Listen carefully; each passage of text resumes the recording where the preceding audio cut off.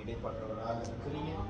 எங்களுக்குள்ளாக நீங்க இருக்கிறீங்க. எங்கள் ஆண்டவராக இயேசு கிறிஸ்து ஆண்டவரை பரிசுத்த ஆவியானவர் பெற்றுக்கொள்ளுங்கன்னு சொல்லி சீசர்கள் கிட்ட நீங்க ஊதினீங்க.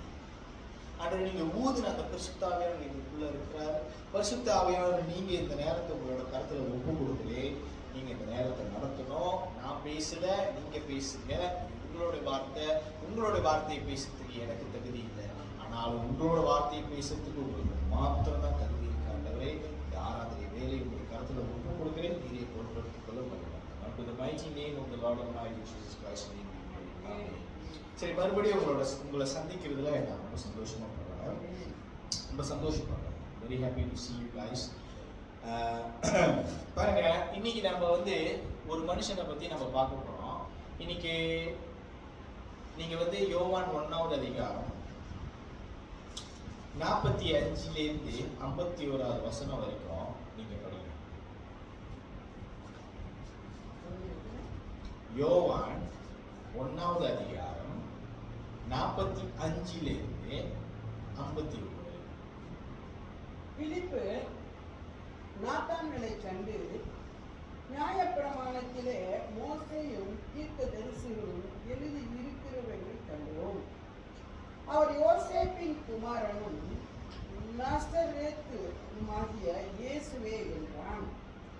அதற்கு நாத்தான்வேல், நசரேத்தில் இருந்து யார் ஒரு நன்மை உண்டாகக்கூடுமா என்றான். அதற்கு பிலிப்பு, வந்து பார் என்றான்.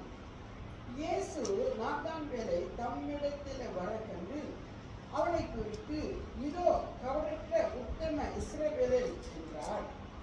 அதற்கு நாத்தான்வேல், நீர் என்னை எப்படி அறிவீர் என்றான். இயேசு அவனை நோக்கி, பிலிப்பு உன்னை அழைக்கிறதுக்கு முன்னே நீ அத்தி மரத்தின் கீழ் இருக்கும் போதே உன்னை கண்டேன் என்றார். அதற்கு நாத்தான்வேல், ரவி, நீர் தேவனுடைய குமாரன், நீர் இஸ்ரவேலின் ராஜா என்றான்.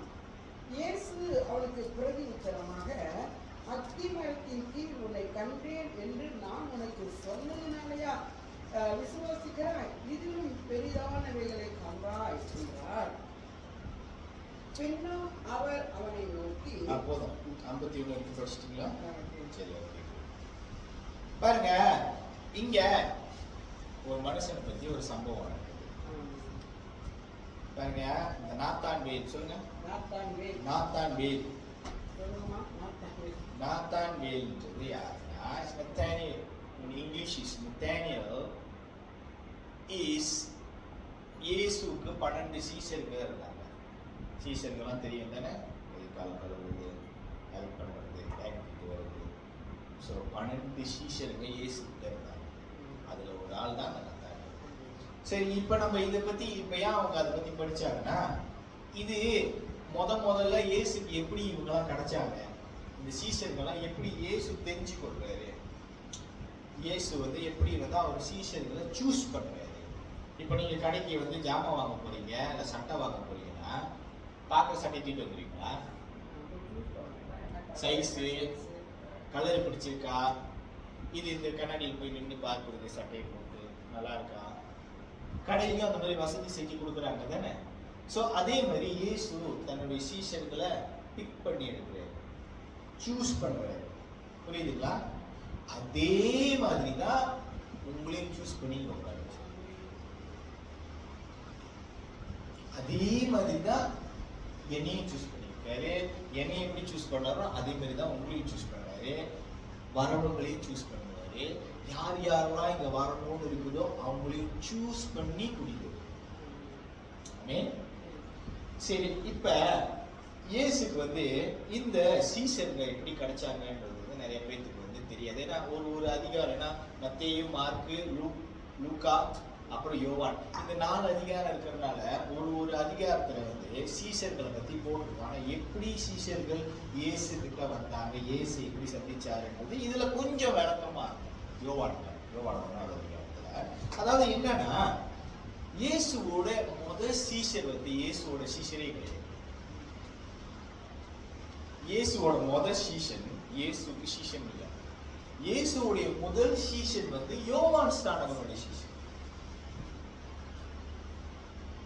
புரியுதுங்களா என்ன சொல்றேன்னு? பாருங்க, இப்போ உங்களுக்கு புரியல. பாருங்க, 35வது வசனத்தை படிக்கலாம். அதே 1வது அதிகாரத்துல. மறுநாளிலே யோவானும் அவருடைய சீசர்கள் 2 பேரும் நிற்கும்போது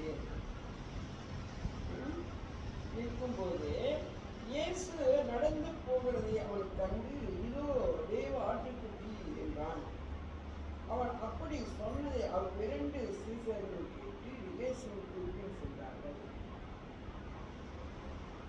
இயேசு திரும்பி அவர்கள் பின் செல்லுகிறதை கண்டு, என்ன தேடுகிறீர்கள் என்றார். அதற்கு அவர்கள், ரபி, நீ எங்கே தங்கி இருக்கிறீர்கள் என்று கேட்டார்கள்.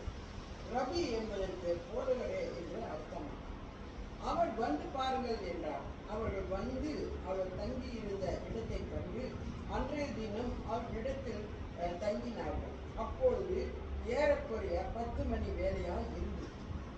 யோவான் சொன்னதை கேட்டு அவருக்கு பின் சென்ற 2 பேரில் ஒருவன் சீமோன் பேதுருவின் சகோதரனாகிய அந்திரேயா என்பவன். ஆமென். அந்திரேயா பாருங்க, இப்ப ஒரு குரு இருக்கிறாரு, அவங்க 2 சீஷர்கள்ட்ட பேசிட்டு இருக்காரு. இங்க ஒரு ஆள் நடந்து போறதுனால இவர்தான் வந்து அடுத்த குரு, இவர்தான் வந்து மெய்யான குரு அப்படின்னு வந்து இவங்க சொன்னோன்னே இவங்க பின்னாடி இருக்கிற இந்த 2 சீஷர் வந்து என்ன பண்ணாங்கன்னா அவர் பின்னாடி போவாங்க. அவர் பின்னாடி போன 2 பேர்த்துல ஒரு ஆளு தான் அந்திரேயா. அந்திரேயாவோட அண்ணன் தான் சீமோன். சரியா? அப்ப அந்திரேயா தான் இயேசுவுக்கு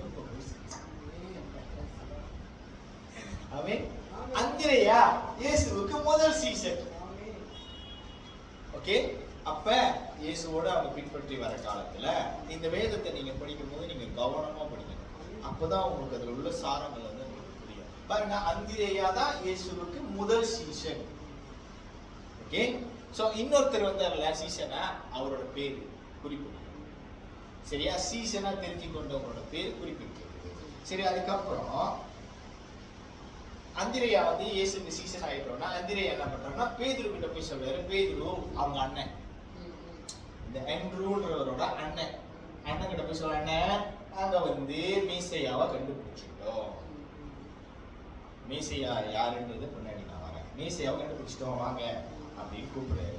சோ அவங்க அண்ணனை பிடிச்சி இழுத்துக்கிட்டு இயேசு கிட்ட கொண்டு போகும்போது இயேசு வந்து சொல்றாரு, ஓ உன் பேர் சீமோன் பேதுருவா, உன் பேர் சீமோனா, இனிமே உன் பேர் வந்து சீமோன் கிடையாது, பேதுரு, அதாவது கேபாஸ் என்று அழைக்கப்படுகிற பேதுரு அப்படின்னு பேர் வைக்கிறாரு. சீசர்களுக்கு 2வது, அதாவது அண்ணன் தம்பி முதல் சீசன், அண்ணன் 2வது சீசன், 2வது சீசனுக்கு பேரை மாத்துறாரு.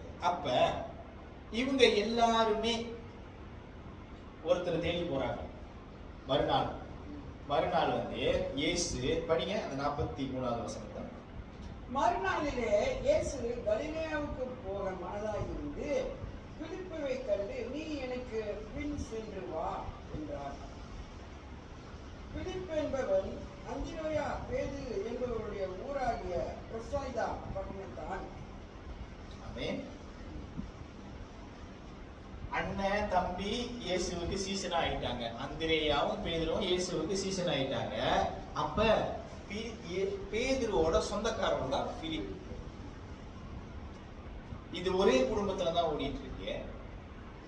அவரு பேரு பிலிப். சொந்தக்கார மாமனா இருக்கும், மச்சானா இருக்கும், இல்ல தூரத்து சொந்தம் கசினா இருக்கலாம். ஓகே, சொந்தக்கார பிள்ளைங்களா இருக்கலாம். சொந்த இந்த மாதிரி பிலிப்பை பார்த்துட்டு நீ வா நம்ம இந்த பிலிப்புன்றவர் இந்த பெட்சைடா ஊரான. பெட்சைடான்னு சொன்னாலும் உங்களுக்கு என்ன ஞாபகத்துக்கு வருது? பெட்சைடாலனா அந்த குளம் இருந்துச்சு தெரியுமா? இந்த தூதர்கள் வந்து கலக்குவாங்க. ஒருத்தர் இருந்தாரு அந்த குளம் பக்கத்திலேயே ஒருத்தர். ஆமா, 38 வருஷம் பிடிவாதம் பிடிச்சிக்கிட்டு உட்கார்ந்து இருந்தாரு. பிடிவாதம் என்னன்னா அவரால் நடக்க முடியாது, பேரலைஸ். அந்த பெட்சைடா குளம் இருந்த அந்த ஊர்ல உள்ள மனுஷன். சரியா? இது நீங்க வந்து இந்த மாதிரி கருத்தா படிக்கணும். புரியுதுங்களா? எங்க, எப்ப, யாருக்கு எழுதப்பட்டது, எப்படி எழுதப்பட்டது, எதனால் எழுதப்பட்டதுன்றத படிக்கலாம். புரியுதுங்களா? இதுதான் வேதம் படிக்கிற அளவு, இதுதான் வேதம் படிக்கிற முறை. ஏன்னா நீங்க படிச்சுட்டு போயிட்டே இருக்கலாம். ஆனா உங்களுக்கு ஒண்ணுமே புரியலன்னா உங்களுக்கு என்ன புரிய போகுது? ஆமா தானே? சோ அதனால இந்த மாதிரி பகுத்தறிஞ்சு நீங்க வேதத்தை படிக்கிறது வந்து ஒரு ஞானம். அது தேவன்கிட்ட கேளுங்க, அவர் கொடுப்பார். எவன் ஒருவன் ஞானத்தில் குறை உள்ளவனோ அவன் தேவனிடத்துல கேட்க கடவான். அப்பொழுது அவரு வஞ்சம் வச்சுக்காம ஞானத்தை கொடுக்கிறாரு. எல்லாத்தையும் கொடுத்துட்டா நம்மளுக்கு இல்லாம போயிருமேன்னு நினைக்காம எல்லாத்தையும் தூக்கி கொடுக்கிறாரு. ஆமென். சோ அப்ப இந்த பிலிப்பு அவட கூட்டாளி தான் அந்த நத்தானியேல். ஆமென். பாருங்க 1 2 3 இப்ப 4வது ஆள்.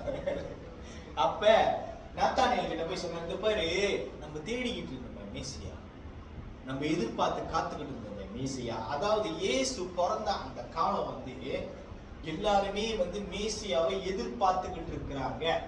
அந்த காலத்துல ஒருத்தர் வருவாரு இந்த அநியாயத்துல தட்டி கேட்கறதுக்கு வருவாரு. ஏன்னா இவங்க ஒரு ஆட்சிக்கு கீழே இருக்கிறாங்க. அது ரோமனோட ஆட்சி.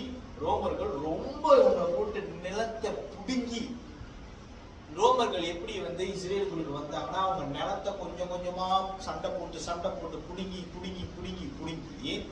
இவனுங்களுக்கு நிலம் இல்லாம போச்சு. இவனுங்க சொந்த நிலத்துல இருந்துகிட்டு அவனுங்களுக்கு கப்பம் கட்ட வேண்டியதா போச்சு. புரியுதுங்களா? இந்த நிலம், இந்த மலேசியா நிலம் அஸ்லிக்காரங்களோட சொல்றாங்க. நான் கேள்விப்பட்டதை சொல்றேன், எனக்கும் தெரியாது, நான் உயிரோட இல்லை அந்த காலத்துல. அஸ்லிக்காரனுடைய நிலம்.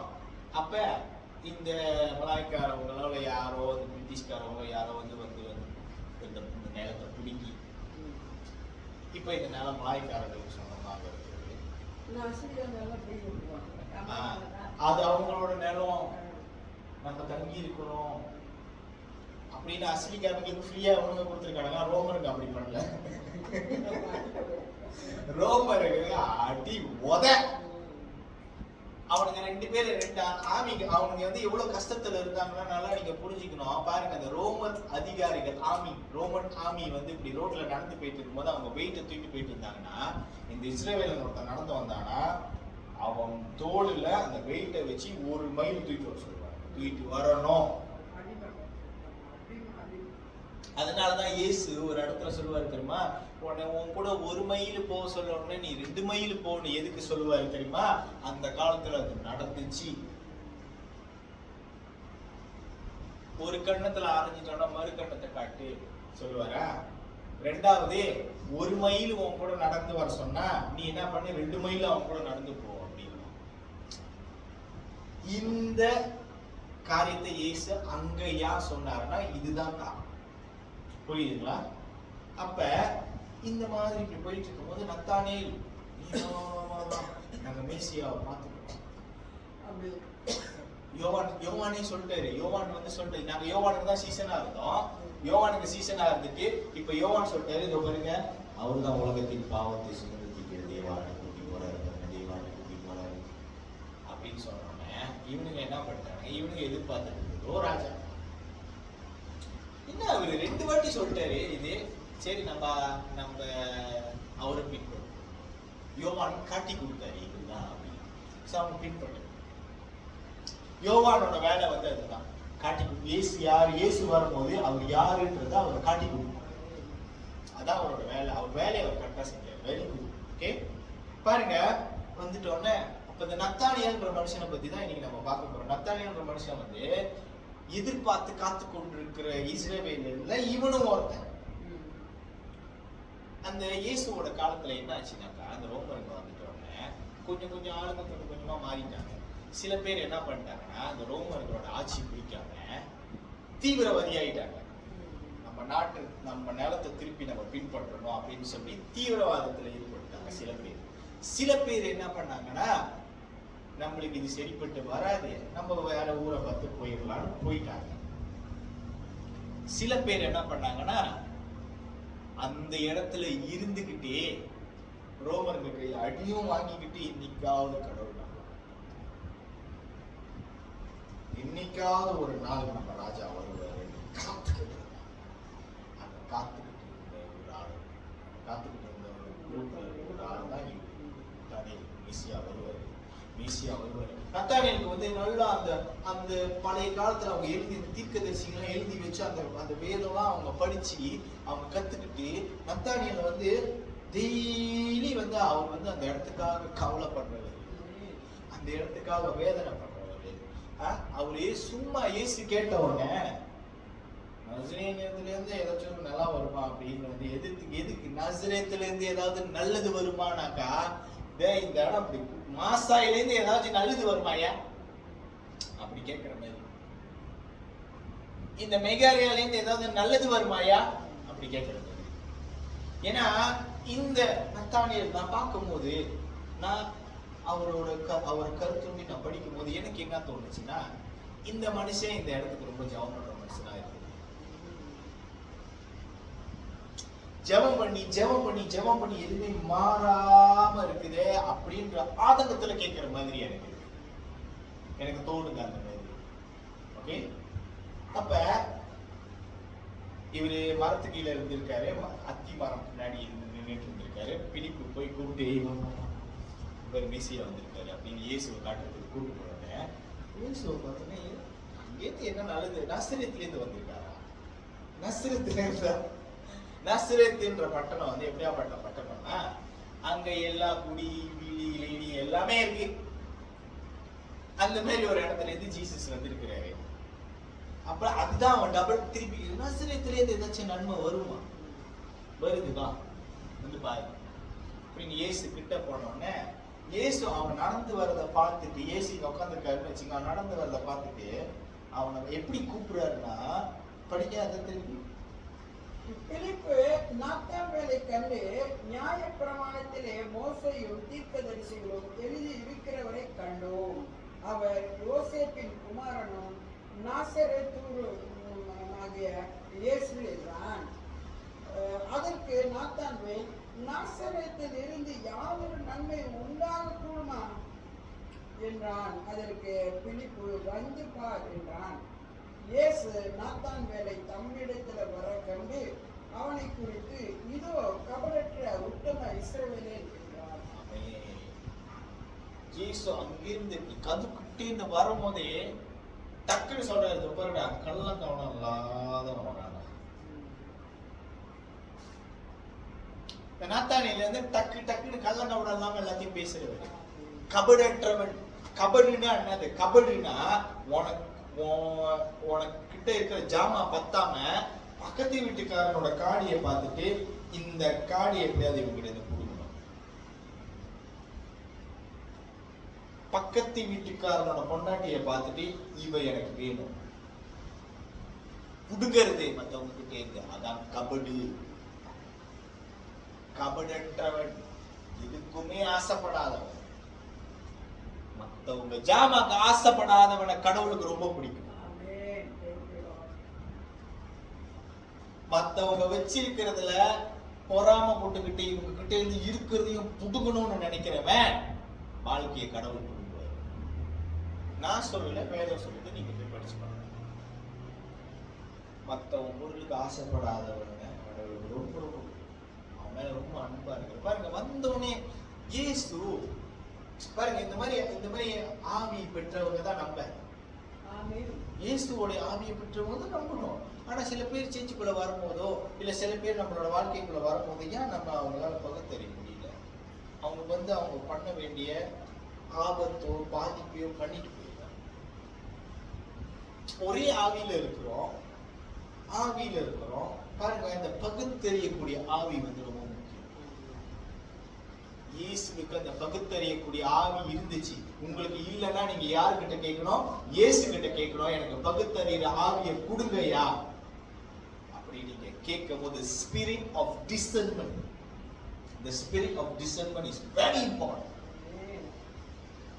ஏன்னா வருது நல்லதுல வருதா கெட்டதுல வருதா தெரியும்.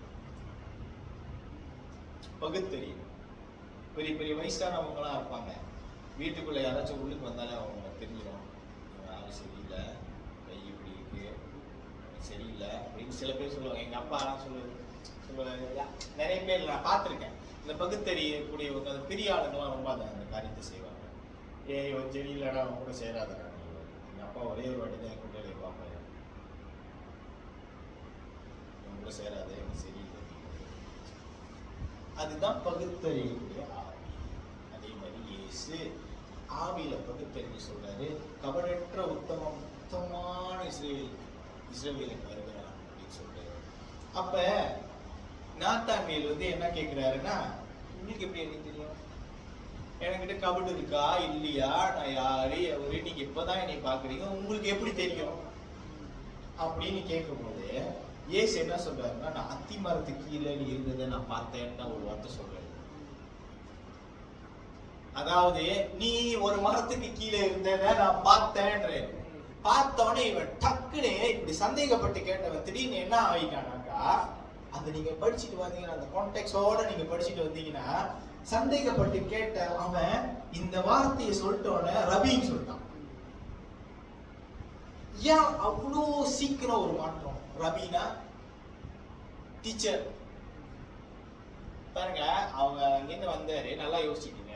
ஏசு இங்க உட்காந்துருக்காரு, அவன் எங்கிருந்து வந்தான். வந்தவொடனே ஏசு சொன்னாரு, கபடற்ற உத்தம இஸ்ரவேலுன்னு சொன்னாரு. அவங்க இங்க வந்துட்டோன்னா அவன் கேட்டான், உனக்கு எப்படி தெரியும் அப்படின்னு கேட்டவன், நீ அத்தி மரத்துக்கு கீழே இருந்ததை நான் பார்த்தேன்னு சொன்னோன்னே டக்குன்னு சொல்லிட்ட ரவி அப்படின்னு புரிஞ்சுட்டான். எப்படி? நீ அத்தி மரத்துக்கு கீழே இருந்தத நான் மட்டும் தான் பார்த்தேன், மற்றவங்க எல்லாரும் பார்த்தானுங்கள. பாருங்க, அவரு தடவை அவனை பார்க்கறது, இது வரைக்கும் இந்த முகத்தை பார்த்ததே கிடையாது. அவர் எங்கேயோ வந்திருக்காரு, இவர் எங்கேயோ இருக்காரு. இந்த அத்தி மரத்துக்கு கீழே போய் இவருக்கு என்ன வேலை? அத்தி மரத்துக்கு கீழே எதுக்கு போவாங்க தெரியுமா உங்களுக்கு? அத்தி மரத்துக்கு கீழே எதுக்கு போவாங்கன்னு? அத்தி மரத்துக்கு கீழே அவங்க என்ன பண்ணுவாங்க, யூதர்களுக்கு வந்து ஒரு பழக்கம் இருக்குது. அத்தி மரத்துக்கு கீழே போயிட்டு வேதத்தை பேசுறது.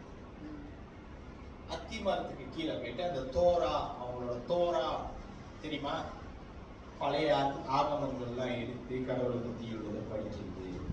படிச்சுதான் இப்போ மேசியாக்காக வெயிட் பண்ணிட்டு இருக்கிறாங்க. மேசியாக்காக தீவிரமா வெயிட் பண்ற ஒருத்தர் தான் இவரு, இந்த குரூப். ஏன் இவங்க இயேசுவுக்கு சீஷரா ஆகுறாங்கன்னா சும்மா ஆவல, படிப்பறி இல்லாம ஆண்டவர் சேர்த்து ஊழியத்தை செஞ்சாரு அப்படின்னு சொல்லுவாங்க ஆளுங்க. அதுல படிச்சவனும் இருந்தான். படிக்க தெரியல எப்படி வேதத்தை படிக்கிறது? ஆமா தானே, படிச்சவன் இருந்தான். இயேசு கூட படிச்சவனும் இருந்தான், படிக்காதவனும் இருந்தான். சீமோன் பேதுரு அந்திரேயா படிக்கல, பட் ஆனா பிலிப்பு நத்தானியலும் படிச்சவன். அதனாலதான் பிலிப்பு சொல்றான். என்னத்துக்கு அந்த மாதிரி சொல்றான்? நம்ம எதிர்பார்த்து காத்துக்கிட்டு இருந்த ஒரு மேசியா அவர் வந்துட்டாரு, நான் பார்த்துட்டேன். வேதத்துல மோசையோட குறிப்புல எழுந்திருக்கிற அந்த மேசையாவை நான் பார்த்துட்டேன்னு எதுக்கு சொல்றான்னா, அவங்க ரெண்டு பேரும் அந்த மரத்துக்கு கீழே உட்காந்து பேசியிருக்கலாம், தியானம் பண்ணிருக்கலாம். ஏன்னா மரத்துக்கு கீழே புக்தருக்கு தியானம் கிடைச்சிச்சுன்னு சொல்லுவாங்க. புரியுதா? இந்த காரியம்லாம் எங்கிருந்து வந்ததுன்னு தெரியுதா உங்களுக்கு? பார்த்துக்கோங்க. இது 4000 வருஷத்துக்கு முன்னாடி எழுந்திருக்கு பாருங்க. கீழே அவங்க வந்து பேசிட்டு இருக்கும் போதோ இல்ல ஜெபம் பண்ணிட்டு இருந்திருப்பாங்க. மீசியா வரணும், சீக்கிரம் வரணும், ரொம்ப கஷ்டமா இருக்கு அப்படின்னு ஜெபம் பண்ணிட்டு இருந்திருப்பாங்க. அதனாலதான் இயேசு நான் அவனை அத்தி மரத்துக்கு கீழே பார்த்து சொன்னோம், டப்புன்னு அவனுக்கு அடிச்சிச்சு மனசுல. கபடி இல்லாம உத்தமமா ஜெபம் பண்ணான். உத்தமமா, ஆண்டவரே விடுதலை அனுப்புங்க, நீங்க வருவீங்க நான் விசுவாசிக்கிறேன், நீங்க வருவீங்க நான் விசுவாசிக்கிறேன்னு சொல்லி ஜெபம் பண்ணி அந்த ஜெபத்தை பரலோகத்துக்கு கேட்டு இயேசு அவனுக்கு, நீங்க எப்படியாப்பட்ட தேவனை வணங்குறீங்கன்னு உங்களுக்கு தெரியுமா? நீங்க எப்படியாப்பட்ட கடவுளை ஆண்டவரே கூப்பிடுறீங்கன்னு உங்களுக்கு தெரியுமா? உங்களோட ஆண்டவரே, உங்களுடைய தேவன் சமீபமா இருக்கு.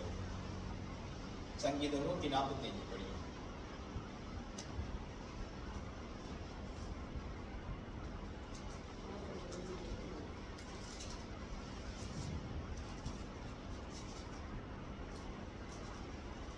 சங்கீதம் சங்கீதம் 145 18வது வசனத்தை படிங்களா?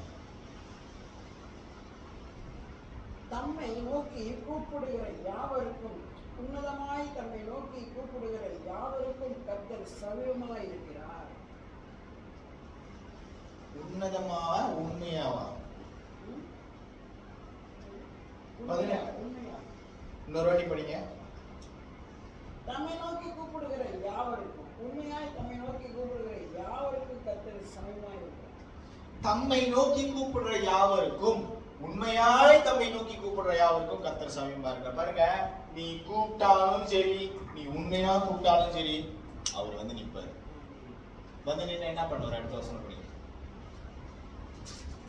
அவர் தமக்கு பயந்தவர்களுடைய விருப்பத்தின்படி செய்து அவர்கள் கூப்பிடுதலை கேட்டு அவர்களை ரட்சிக்கிறார். 20வது, கர்த்தர் தம்மில் அன்பு கூறுகிற யாவரையும் காப்பாற்றி துன்மார்க்கர் யாவரையும் அழிப்பார். ஆமென். ஆமென். அவரு தனக்கு பிடிச்சவங்க கூப்பிடும் போது சமீபமா வந்து நின்று உன்னை எல்லாத்திலிருந்து காப்பாற்றுவாரு. உன்னை எல்லாத்திலிருந்து காப்பாற்றி அநியாயத்துக்கு முற்றுப்புள்ளி வைக்கிறவர் அவர் மாத்திரம். அவர் மாத்திரம் தான் முடியும். அவரு தமக்கு பயப்படுகிறவங்களோட மன விருப்பத்தை நிறைவேற்றுறவர். அவருக்கு பயப்படுறவங்களோட மன விருப்பத்தை நிறைவேற்றுறவர். புரியுதுங்களா? தமக்கு பயந்தவர்களுடைய மன விருப்பத்தை நிறைவேற்றுகிற ஒரே தெய்வம் நாங்க பிரசங்கம் பண்ணுகிறோம். சரியா? பாருங்க, நத்தானியேல் இப்படிதான்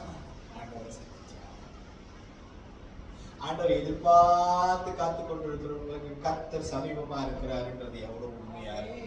இந்த நத்தானியேல் வந்து ஜெபம் பண்ணிக்கிட்டே இருந்து மீசியாக்காக உண்மையா காத்து, அதனாலதான் கபடு. ஏன்னா கபடு ஏற்றவன் எதுக்கு சொல்றாருன்னா, மீசியா வருதுல ஒருத்தருக்கு ஒரு சிந்தனை இருந்துச்சு. மேசியா வந்தா இந்த ரோமர்களை அடிச்சு போட்டுருவாரு, மேசியா வந்தா இவங்களை மிதிச்சு போட்டுருவாரு, மேசியா வந்தா ஆட்சி நம்ம கையில, நம்ம என்ன வேணும். ஆனா இவனுக்கு அந்த எண்ணம் இல்ல. அதனாலதான் இயேசு கரெக்டா அடையாளம் கட்டுறாரு. கபடற்ற உத்தம இஸ்ரவேலனே. அவன் என்னத்த அவனோட ஜெபம் வந்து என்னன்னா, மேசியா வரணும், மேசியாவை நான் பார்த்துடணும், மேசியாவோடு நான் போயிடணும். அவனோட இந்த வேதத்துல அதெல்லாம் இருந்துல. ஆனா இந்த வேதத்தை நம்ம வாசிக்கும் போது, கருத்தோன்றி வாசிக்கும் போது, ஒரு மனுஷனோட உள்ளான இருதயத்தை தேவனால அறிய முடியும்னா, வேதத்தை வாசிக்கிற நம்மளுக்கும் அந்த வெளிப்படுத்த தேவனால முடியும். அதனால அந்த வெளிப்படுத்தல் எனக்கு கிடைச்சதுனால நான் உங்ககிட்ட சொல்றேன், இந்த மனுஷனுடைய ஜெபம் வித்தியாசமா இருந்துச்சு மற்றவங்களோட ஜெபத்தோட. மேசியாக்காக எதிர்பார்த்து காத்து கொண்டிருந்த ஜெபத்துல இவன் ஜெபம் கொஞ்சம் வித்தியாசமா இருந்துச்சு. நல்லது நடந்தா போதும், யா நல்லது நடந்தா போதும், மேசியா வந்தா நல்லது நடந்தா போதும் அப்படின்னு அவன் ஜெபிச்சிருக்கான். இல்ல எல்லாரும் மேசியா வந்தா ஒரு காரியம் இருக்கு, மேசியா கிட்ட சொல்லி செட்டில் பண்றதுக்கு. ஆனா எனக்கு ஒண்ணும் இல்ல, மேசியா வந்தா போதும்னு எதிர்பார்த்தேன். சில நேரத்துல சில பேர் வந்து, சில விருந்தாளிங்க வந்து நம்ம வீட்டுக்கு வருவாங்க,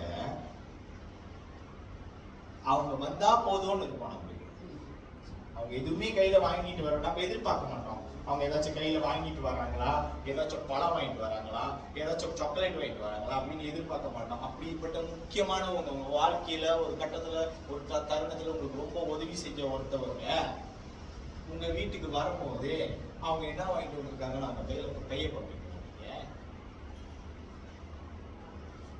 அந்த மாதிரி எதிர்பார்ப்பு இல்லாம மேசியா வரணும்னு காத்து கொண்டிருந்த இந்த நாத்தானியேல தேவன் பார்த்து சொல்றாரு, கபடற்ற உத்தம. இதுதான் ஆண்டவர் எனக்கு வெளிப்படுத்தினாரு. கபடற்ற உத்தம இஸ்ரவேலன்னா ஆண்டவர் அவருடைய காரியங்களை செய்யறதுக்கு, அவரோட திட்டத்தை நிறைவேற்றுறதுக்கு உங்க மேல நீங்க ஆண்டவரை ஒரு விதத்துல புரிஞ்சுக்கிட்டு, அவர் இந்த வகையில தான் எனக்கு நிறைவேற்றணும் திட்டத்தைன்றது நீங்க நினைக்க கூடாது.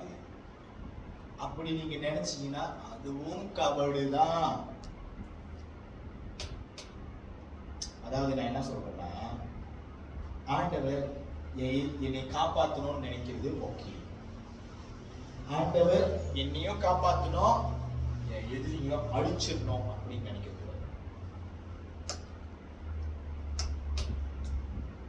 கர்த்தர் நீ காப்பாத்தினா மாத்திரம் போதும் அப்படின்னு நினைச்சது உத்தமம். நீ எதிரிகளும் சாவணும், நான் அதை பார்க்கணும்னு நினைக்கிறது அதுவும் ஒரு விதமான ஒரு சுயநலம் இருக்குல்ல, ஒரு கபடு தானே அது உண்மை இல்லையே, கபடு தானே. அந்த மாதிரி இது ஒரு உதாரணமா எடுத்துக்கணும். கர்த்தர் ஒரு காரியத்தை திட்டமிட்டு செய்யணும், அதுக்கு நீங்க முழுசா உங்களை ஒப்பு கொடுக்கணும்னா முழுசா ஒப்பு கொடுங்க. கபட மனசுல வச்சுக்கிட்டு உங்களால முழுசா ஒப்பு கொடுக்க முடியாது. அப்ப தேவனும் உங்களை கபடானவனாதான் அடையாளம் கண்டு கொள்ள முடியுமே தவிர்த்து கபடற்றவன் அவரால் சொல்ல முடியாது. ஏன்னா அவர் நீதியும் உண்மையும் நிறைந்தவர், அவர் நீதியுள்ள நியாயாதிபதி. நீ தப்பு பண்ணாலும் சொல்லுவாரு. தாவீதையே விட்டு வைக்கல, வேதத்துல இந்த வேதம் இருக்குல்ல, இந்த வேதத்துல உளுந்து போன மனுஷனுங்களோட வாழ்க்கையை பத்தி தான் எழுதிச்சு. ஆரம்பத்துல இருந்து கடைசி வரைக்கும் நீங்க எடுத்த உருவாக ஒரே மனுஷனா இயேசு கிறிஸ்து மாத்திரம் தான். உளுந்து போன மனுஷங்களை வச்சுதான் கடவுள் கட்டுறாரு ஒரு விஷயத்த.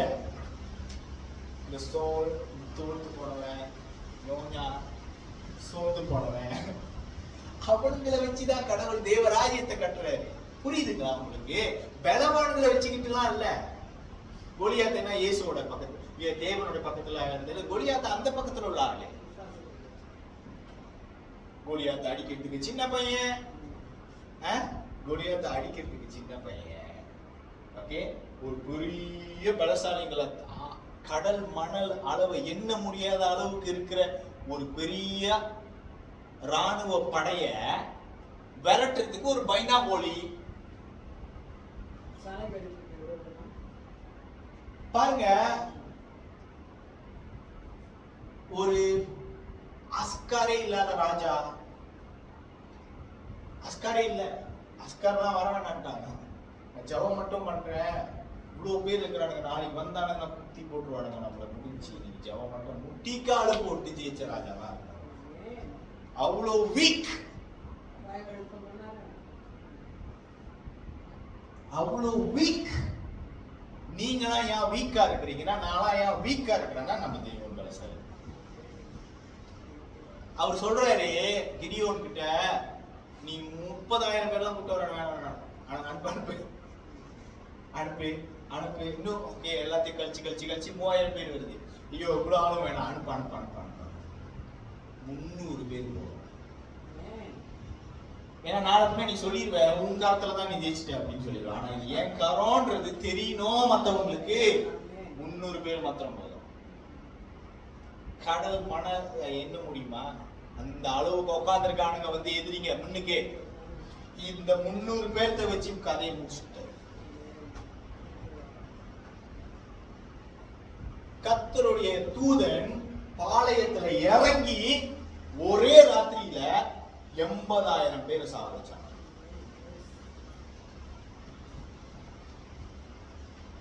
ஒரு ராத்திரியில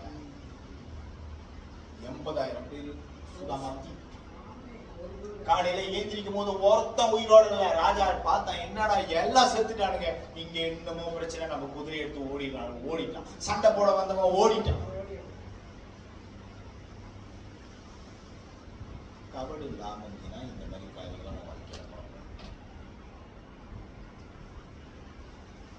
தேவன் எனக்கு உதவி செய்யணும், ஆனா உனக்குள்ளேயும் உள்ளுக்கு ஒரு சுயநலத்தோட தேவன் உனக்கு உதவி செய்யணும்னு நினைச்சா குட்டியா விட்டு, என் திட்டம் இல்ல உங்க திட்டம் தான் அப்படின்னு கையில கொடுத்துட்டேன்னா கொடுத்துடணும், கொடுத்துட்டு போயிட்டே இருக்கணும், நடந்து போயிட்டே இருக்கணும். பாருங்க, இவங்க ஏன் இந்த அத்தி மரத்துக்கு கீழே உட்காடுறாங்கன்றத நான் உங்களுக்கு சொல்லிடுறேன். மீகா புஸ்தகம் 4வது அதிகாரம் 4வது வசனத்தை படிங்க.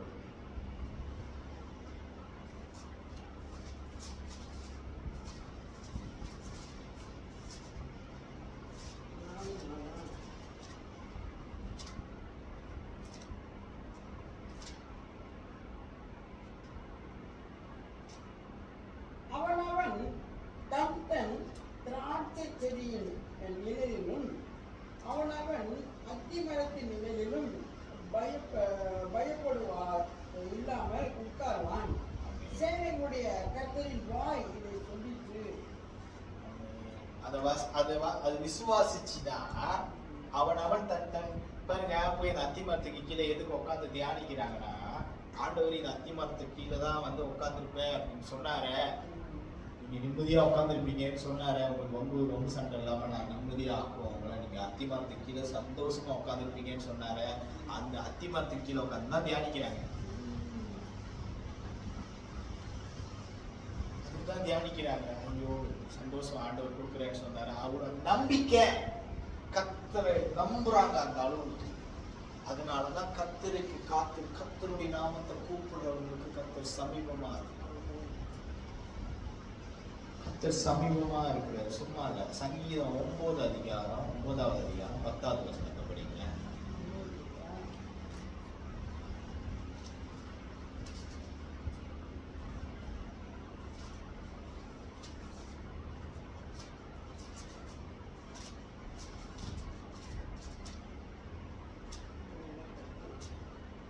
கர்த்தாவே, உம்மை தேடுகிறவர்களை நீ கைவிடுகிறதில்லை.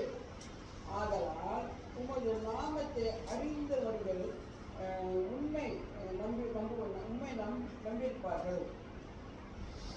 கர்த்தாவே, உம்முடைய நாமத்தை அறிந்திருக்கிறவர்களை நீ கைவிடுவதே இல்லை. உங்க பேர் யாருக்கு தெரியுதோ, கரெக்டா கூப்பிடுறாங்களோ அவங்கள நீங்க கைவிடவே மாட்டீங்கன்னு சொல்றாரு. கர்த்தருடைய நாமம். கடவுள் எப்படியாப்பட்ட பவர்ஃபுல்லான ஆளுன்னா, அவர் நேரடியா வந்து உங்களை காப்பாற்ற வேண்டிய அவசியமே கிடையாது. அவர் பேரை பவுச்சாலே நீங்க தப்பிச்சிடலாம்.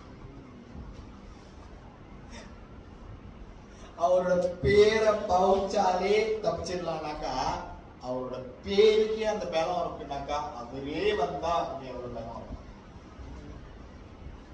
ஆமே, அவர் பேரை பவுச்சாலே ஒருத்தனை உங்களுக்கு எதிராக நிக்க முடியாதுன்னா, அவரே வந்தாருன்னா பாருங்க. சில சமயம் நம்ம வந்து நிறைய காரியங்களை வந்து தப்பா புரிஞ்சுக்கிட்டு நம்ம வந்து தப்பா நடக்கிறோம். பாருங்க, கபடற்ற உத்தமனுக்கு தேவன் கொடுத்த பரிசு அவருடைய காட்சி. மத்தேயு 5வது அதிகாரம் 8வது வசனத்தை படிக்கிறோம்.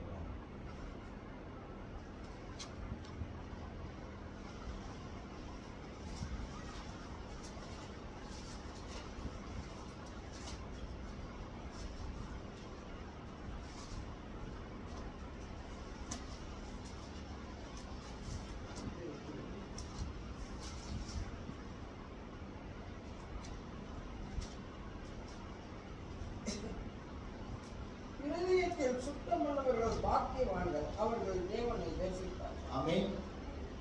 தரிசிச்சானா? நத்தானேல் தரிசிச்சானா? இருதயத்தில் சுத்தமுள்ளவர்கள் தேவனை தரிசிப்பார்கள். இருதயத்தில் சுத்தமுள்ளவர்கள் பாக்கியவான்கள், அவர்கள் தேவனை தரிசிப்பார்கள். இருதயத்துல சுத்தம் இல்லைன்னா நீ தேவனை தரிசிக்க முடியாது. சுத்தம் சுத்தம் சுத்தம்னு இவங்க என்ன சொல்றாங்க? இருதயத்துக்குள்ள போய் சுத்தப்படுத்தணுமா இல்லாம உன் இருதயத்துல பூரணமான அன்பு இல்லைன்னா நீ தேவனை தரிசிக்க முடியாது. கள்ள கபடம் இல்லாத அன்பு, அந்த அன்பு உனக்குள்ள இருந்தாதான் நீ தேவனை தரிசிக்கவே முடியும். அவனை விட்டு இவனை போடு, இவனை இது செய்ய அது செய்ய, எனக்கு காசு கொடுன்னு சொல்றவன் அங்க போய் போய் கும்பிடுறவனுக்கு எல்லாம் வந்து தேவன் தரிசிக்க மாட்டார். இருதயத்துல அன்பு உள்ளவர்கள் அவர் மேல அன்பா, அவர் மேல வந்து பற்றுதலா. ஒரு புருஷன் இல்லாம ஒரு பொண்டாட்டி வெளியே போக மாட்டாளான்னு கேள்விப்பட்டிருக்கேன் முந்தி உள்ள காலத்துல எல்லாம். புருஷன் இப்படி பேசினா அவன் தலை குடிச்சிருவாங்க, அப்படிலாம் கேள்விப்பட்டிருக்கேன். அந்த மாதிரி அவர் மேல ஒரு பற்றுதலா. புருஷன் முன்னுக்கு நடந்து போனா இவங்க 5 அடி மைல் பின்னாடி நடந்து வருவாங்க. புருஷன் முன்னுக்கு தாண்டி கூட நடந்து போக மாட்டாங்க. அந்த பற்றுதலா.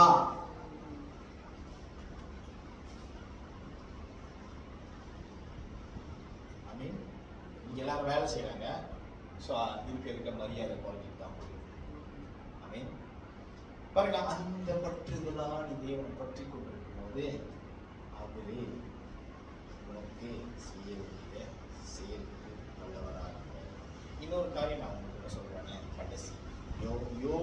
42வது அதிகாரம் 2வது வசனத்தை படிக்கலாம்.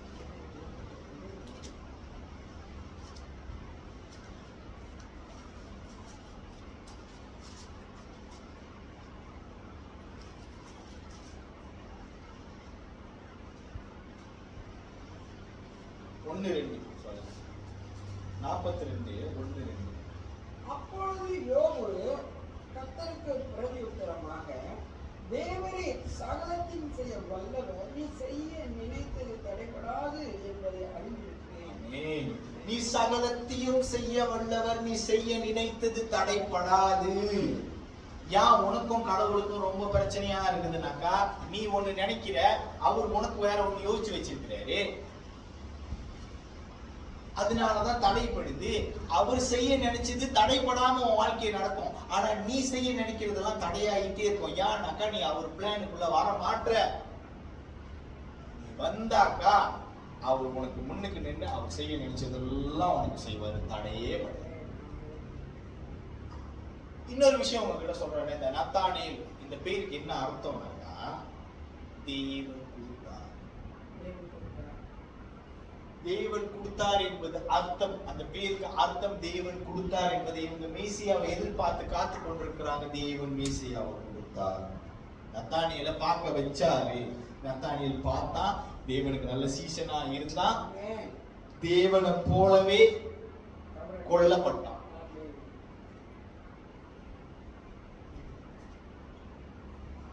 கள்ள கபடமற்ற உத்தம இஸ்ரவேலன். தேவன் கொடுத்தார். அவன் எதிர்பார்த்ததை தேவன் கொடுத்தார். என்ன கொடுத்தார்? அவன் பேருக்கு ஏத்த மாதிரியே தேவன் அவனுக்கு கொடுத்தாரு. தேவனையே கொடுத்தார்.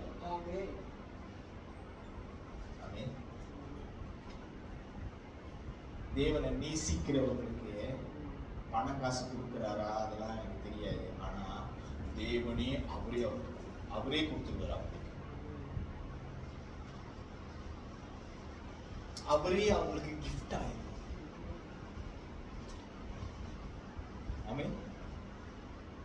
இப்படிப்பட்ட ஒரு நல்ல கர்த்தரை நல்ல தகப்பனை யார் யாரெல்லாம் மிஸ் பண்றாங்களோ அவங்களை என்னதான் சொல்றது? நம்ம என்னதான் சொல்றது? மூடன் தன்னுடைய இருதயத்துல சொல்லுங்க, தேவன் இல்லை என்பது. சங்கீதம் 2வது அதிகாரத்துல முதல் வசனமே, the fool says in his heart there is no God. That is a fool. மூடன். எல்லா வளத்தையும் நல்ல தகவல் அவர்கிட்ட நீங்க போய் பேசும்போது அவர் உங்கள்கிட்ட பேசும்போது அவங்க தேவையை சந்திக்கிறதுக்காக துடிச்சுக்கிட்டு இருக்கிறார், வெயிட் பண்ணிட்டு இருக்காரு. எப்ப என் பேர், எப்ப எனக்கு முழுவதுமாக நீ ஒப்பு கொடுப்ப, நான் உன் காரியத்தை கையில். இன்னைக்கும் அந்த ஆண்டவரோட இருதயம் அதே துடிப்புல தான் குடிச்சுட்டே இருக்கு. கர்த்தரோட இருதயத்தை அறிவதை, கர்த்தரோட ஞானத்தை அறிவோம் யாருமே முடியாது. ஆனா நம்ம முயற்சி பண்ணலாம். முயற்சி பரிசுத்த ஆவியானவரோட சேர்ந்து நம்ம முயற்சி பண்ணும் போது கர்த்தரோட இருதயத்தை அறிவதற்கு நம்மளுக்கு ஒரு வாய்ப்பு, நம்மளுக்கு ஒரு சந்தர்ப்பம். நம்மளும் ஒரு நத்தானியலா மாறிடுவோம். நல்ல கவனம் இல்லாமல் ஆயிடும். வீட்டுக்கு போய் இந்த மனுஷனை பத்தி தியானம் இன்னும் அதிக காரியங்கள் கற்றுக்கணும் சொல்லி நம்ம ஜெபம் செய்ய மாட்டோம். கொடுத்ததுக்காக நன்றி. நீர் ஆண்டவரே ஜனங்களோடுபட்டதுக்காக நன்றி. ஆண்டவரே நீர் ஆண்டவர் நத்தானியை போலவே எங்களையும் ஆண்டவரை நாங்கள் கள்ள கவலை இல்லாதவங்க தான் அப்படின்னு எங்களை தெரிஞ்சு கொண்டபடியே நாங்கள் இப்பொழுது மாறும். உங்களுடைய வார்த்தையின்படி நீர் எங்களை அறிந்து கொண்டது போலவே நாங்கள் மாறும்படிக்கு கள்ள கவலையற்ற உத்தம தெய்வ பிள்ளைகளாக நாங்கள் மாறினதுக்காக நன்றி. உங்களுடைய வார்த்தை இந்த காரியத்தை செய்ததுக்காக நன்றி. Under the mighty name of the Lord Almighty Jesus Christ's name we pray.